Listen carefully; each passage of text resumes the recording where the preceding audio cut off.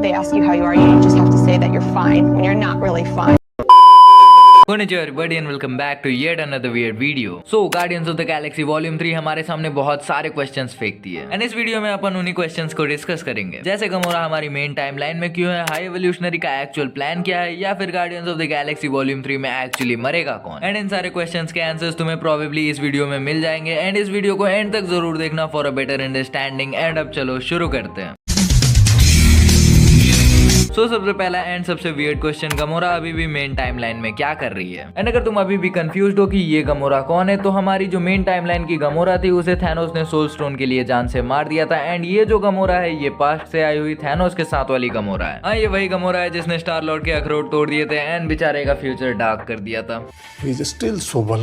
But एक बड़ा question arise हो जाता है कि जब थैनोस और उसकी पूरी आर्मी वाइप आउट हो गई थी, जब टोनी ने स्नैप किया था, तो गमोरा वाइप आउट क्यों नहीं हुई। सो इसका प्रोबेबल आंसर कुछ ऐसा हो सकता है कि जब थैनोस ने स्नैप किया था तो वो चाहता था कि पूरे यूनिवर्स की पॉपुलेशन आधी हो जाए एंड जब टोनी ने स्नैप किया तो वो चाहता था कि थैनोस और उसकी आर्मी वाइप आउट हो जाए। एंड अगर तुम्हें ठीक से याद हो तो ये जो पास्ट वाली गमोरा है ये थैनोस के अगेंस्ट में चली गई थी, वो थैनोस की आर्मी का पार्ट नहीं थी। सो इसी वजह से जब टोनी ने स्नैप किया वो चाहता था कि थैनोस और उसकी आर्मी वाइप आउट हो जाए एंड सिंस गमोरा उसकी आर्मी का पार्ट नहीं थी अब, तो इसी वजह से गमोरा इस यूनिवर्स में रह गई। बट स्टिल अगर गमोरा इस यूनिवर्स में रह गई तो टीवीए वाले उसे पकड़ने क्यों नहीं आए, क्योंकि लोकी ने स्पेस के साथ थोड़ी बहुत छेड़छाड़ की थी जिसकी वजह से उसे टीवीए वाले पकड़ने आ गए थे एंड गमोरा ने तो टोटली टाइम के साथ छेड़छाड़ की है। सो इसका भी एक प्रोबेबल आंसर यही हो सकता है कि जैसे एवेंजर्स का टाइम ट्रैवल करना उनकी डेस्टिनी थी, वैसे ही इस वाली गमोरा का भी टाइम ट्रैवल करना उसकी डेस्टिनी है। लेकिन अगर इसका टाइम ट्रैवल करना डेस्टिनी होता तो पिछली वाली गमोरा का क्यों नहीं था। एंड ये चीज एक प्लॉट होल क्रिएट कर देता है। तो बेसिकली मार्वल वालों का था कि गमोरा मर गई है लेकिन उन्हें गमोरा तो चाहिए, इसी वजह से गमोरा को जाओ और वापस लेके आ जाओ। ये बस एक कन्वीनियंट स्टोरी टेलिंग का तरीका है। एंड अगर इसके अलावा कोई और रीजन है देन आई डू होप कि मूवी इस चीज को एक्सप्लेन करे। एंड इन केस अगर तुम सोच रहे हो guardians of the Galaxy volume 3 Marvel के टाइमलाइन में कहां पे बैठती है, तो इसका आंसर जेम्स गन ने सामने से दे दिया है। क्योंकि एवेंजर्स एंड गेम के जस्ट बाद Thor guardians of the Galaxy के साथ स्पेस एडवेंचर पे निकल गया था, लेकिन वो बहुत ज्यादा टाइम तक गार्डियंस के साथ नहीं था एंड कुछ हफ्तों बाद ही वो लोग अलग अलग हो गए थे। And Guardians of the Galaxy की जो टाइमलाइन है वो एवेंजर्स एंड गेम या फिर थॉर लव एंड थंडर के अच्छे खासे टाइम के बाद है। लेकिन फिर भी थॉर को मानना तो पड़ेगा ही, क्योंकि कुछ ही हफ्तों में एक इतनी ज्यादा मोटी बॉडी से एक टोटली मस्कुलर बॉडी में वो चेंज हो गया।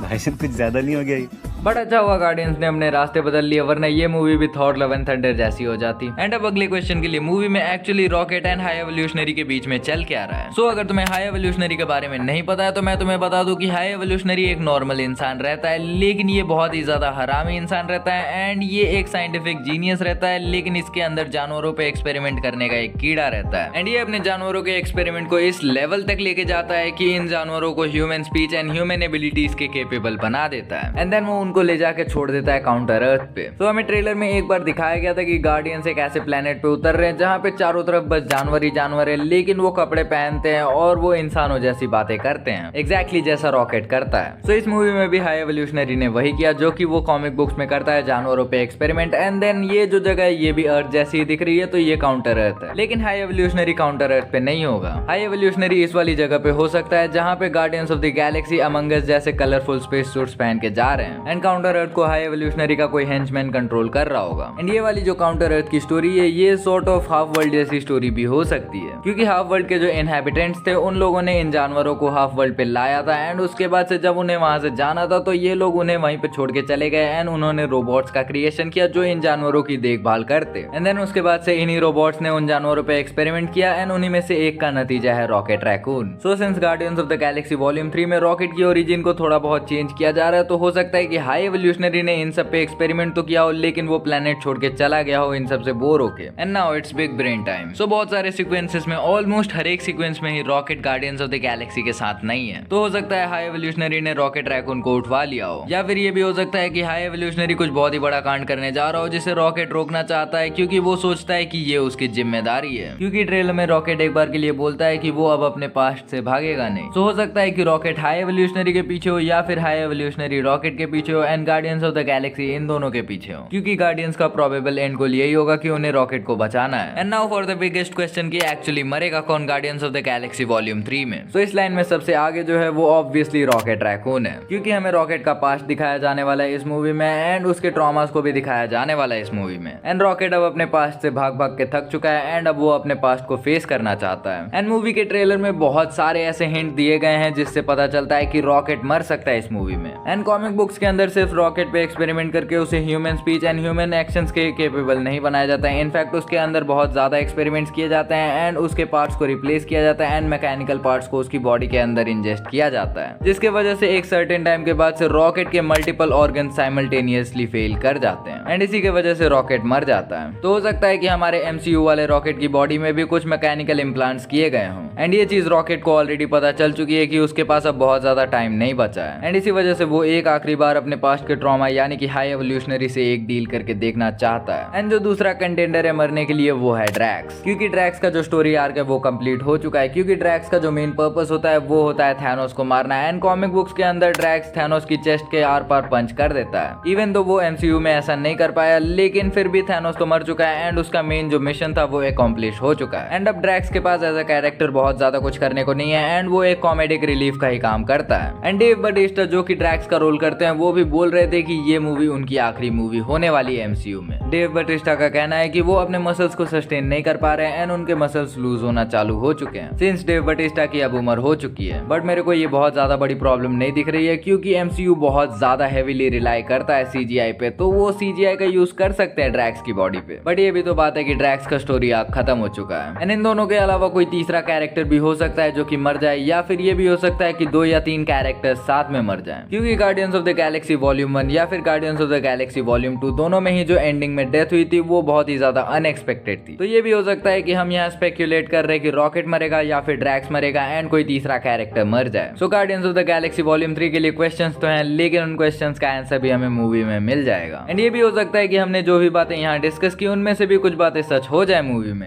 And in the end I will say कि Guardians of the Galaxy volume 3 एक इमोशनल रोलर कोस्टर होने वाली है हम सुपर हीरो फैंस के लिए। And that was it for today. Video खत्म। सो अगर तुम इस चैनल पे कहीं से भी नए आ गए हो, जो कि तुम प्रोबेबली आए होगे, तो do subscribe this channel for more such videos and इस वीडियो को शेयर कर देना अपनी फ्रेंड्स और फैमिली के साथ। एंड अगर तुम्हें ये वीडियो पसंद आई हो या फिर नहीं भी आई हो तो भी डू लाइक दिस वीडियो, क्योंकि वीडियो बनाने में मेहनत लगती है। एंड अगर मेरे से पर्सनली कनेक्ट करना चाहते हो तो मैं मिल जाएगा इंस्टाग्राम पे, या फिर मिलते हैं अपनी अगली वीडियो में। And till we meet again, peace out.